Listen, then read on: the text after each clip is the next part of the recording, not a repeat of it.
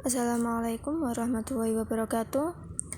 Perkenalkan, saya Liza Elviana Safitri dengan NIM 1860205222164 dari PGMI 3D. Kali ini saya akan membahas mengenai pendekatan dan model-model kurikulum. Ini merupakan tugas PPT dari mata kuliah kurikulum pembelajaran yang diampu oleh Ibu Maftuka MPDI. Adapun pembahasan yang pertama yaitu pengertian pendekatan, yang kedua pengertian model kurikulum, yang ketiga ciri model pembelajaran, yang keempat pola belajar tradisional, dan yang kelima pola belajar bermedia. Yang pertama yaitu pengertian pendekatan. Apa sih pendekatan itu? Pendekatan dapat diartikan sebagai titik tolak atau sudut pandang seseorang terhadap suatu proses tertentu. Pendekatan ini juga merupakan suatu cara kerja dalam menerapkan strategi dan metode yang tepat dengan mengikuti langkah-langkah pengembangan yang sistematis untuk menghasilkan kurikulum yang lebih baik. Dapat juga diartikan pendekatan ini merupakan suatu sudut pandang seseorang bagaimana seseorang tersebut akan mengelola suatu pengembangan kurikulum. Yang kedua yaitu model pembelajaran, yang berarti model pada hakikatnya berkaitan dengan rencana yang dapat digunakan untuk mewujudkan sesuatu yang lebih praktis agar model berfungsi sebagai alat komunikasi dan petunjuk yang berfungsi sebagai perspektif pengambilan keputusan dan petunjuk perencanaan untuk mengelola pendekatan. Model ini secara bahasa adalah pola contoh acuan dari sesuatu yang dibuat atau dihasilkan. Adapun model-model pembelajaran, yang pertama model administratif yang dikembangkan oleh Robert Z. Zeiss. Sejumlah istilah digunakan untuk menggambarkan pengembangan kurikulum. Model ini antara lain pendekatan top-down dan prosedur staff linear. Keduanya mempunyai arti yang sama, yaitu pendekatan suatu kelompok atau pejabat tinggi terhadap pemegang kebijakan. Pengembangan kurikulum ini dilakukan dari atas ke bawah, yakni Dewan Politik membentuk kelompok pengembangan kurikulum tersendiri dengan satuan pendidikan dan pendidikan mengarahkannya dalam pembelajaran. Yang kedua yaitu model grassroots. Model ini merupakan kebalikan dari model administratif. Inisiatif dan ide model ini datang dari para guru di sekolah, di mana kurikulum yang sedang berjalan dirasakan terdapat beberapa masalah atau ketidaksesuaian dengan kebutuhan dan potensi yang tersedia di lapangan. Guru membentuk tim untuk mengembangkan dan menyelesaikan kurikulum baik pada satu atau beberapa bagian kurikulum atau bahkan secara keseluruhan. Yang ketiga yaitu model Beauchamp yang dikembangkan oleh George Beauchamp yang memiliki 5 tahap. Yang pertama menentukan area pengembangan kurikulum, yang kedua seleksi dan keterlibatan pengembangan kurikulum, yang ketiga mengatur dan menentukan prosedur kurikulum, yang keempat penerapan kurikulum secara sistematis, dan yang terakhir evaluasi kurikulum yang mencakup kegunaan kurikulum bagi guru, perencanaan kurikulum, hasil belajar siswa, dan sistem kurikulum.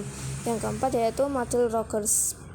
Ini tidak seperti model lainnya, tidak ada perencanaan kurikulum tertulis, hanya ada serangkaian kegiatan kelompok Rogers. Yang kelima yaitu model Reptiler yang mengidentifikasi 4 pertanyaan dasar yang memerlukan jawaban dan mengembangkan 4 pertanyaan untuk setiap program dan rencana pengajaran. Pemikiran Reptiler menjadi dasar pengembangan kurikulum saat ini. Ia mengemukakan bahwa proses pengembangan kurikulum terdiri dari 5 unsur, yaitu tujuan dan sarana, penentuan pengalaman belajar, penentuan isi atau materi pembelajaran, pengorganisasian dan pengintegrasian pengalaman dalam proses belajar mengajar di kelas. Yang keenam yaitu D.K. Wheeler. Dalam bukunya Berpengaruh The Curriculum Process, Wheeler berpendapat bahwa pengembangan kurikulum dapat menggunakan proses melingkar. Setiap elemen saling terkait dan saling bergantung. Yang ketujuh, model Tabas Interfaith, yakni yang dikembangkan oleh Hilda Taba atas dasar data induktif yang disebut model terbalik. karena biasanya pengembangan kurikulum didahului oleh konsep deduktif. Taba berpendapat model ini kurang tepat karena menurutnya tidak mendorong inovasi pengembangan kurikulum. Selanjutnya yaitu ciri model pembelajaran. Yang pertama, memiliki prosedur yang sistematis.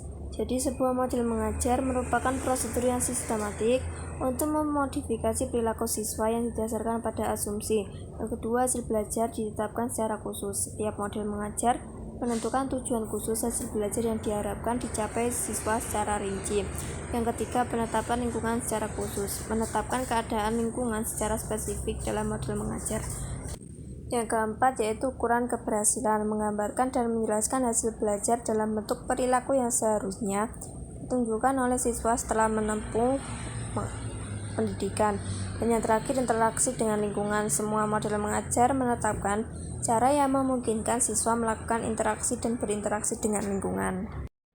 Selanjutnya yaitu pola pembelajaran, yang berarti suatu rancangan sistematis yang digunakan bagi pendidik dalam menyampaikan materinya dengan tujuan peserta didik dapat menguasai atau menerima materi yang telah disampaikan. Dapat diketahui dari pengertian tersebut digunakan untuk menyampaikan materi, maka pola pembelajaran ini juga berarti sebagai metode dalam pembelajaran. Selanjutnya yaitu macam pola pembelajaran yang saya bahas yaitu tradisional dan bermedia. Tradisional yaitu pola pembelajaran guru dengan siswa tanpa menggunakan bentuk alat peraga atau alat bantu dalam pembelajaran seperti buku, papan tulis, dan apalagi teknologi belum ada. Di sini guru bertanggung jawab penuh selama proses belajar mengajar dan guru merupakan sumber utama dalam penyampaian informasi. Di sini menekankan bahwa kemampuan guru digunakan sebagai acuan dalam pembelajaran yang sangat penting. Yang kedua yaitu bermedia. Pola pembelajaran bermedia ini siswa belajar dengan media tanpa campur tangan guru. Maksudnya di sini guru hanya sebagai fasilitator saja. Di sini media berperan utama dalam penyampaian informasi. Berikut adalah contoh dari pola pembelajaran tradisional dan bermedia. Untuk contoh tradisional dapat dilihat yaitu guru menerangkan suatu materi kepada siswa dan siswa hanya mendengarkan saja. Di sini guru menyampaikan dengan lisan tanpa bantuan alat apapun dan siswa juga hanya mendengarkan tanpa menulis atau mencatat. Yang kedua yaitu contoh pola pembelajaran bermedia. Contoh konkretnya yaitu pada saat pandemi COVID-19. Di sini media berperan, semua guru bahkan pendidikan mewajibkan daring. Langkah awal yang dilakukan guru yaitu menyiapkan materi pada aplikasi online atau classroom yang dapat diakses siswa termasuk fitur-fitur yang telah disediakan agar terjadi pembelajaran yang interaktif antar siswa dan sistem aplikasi online tersebut. Sekian materi yang dapat saya sampaikan. Apabila terdapat salah kata, saya mohon maaf sebesar-besarnya.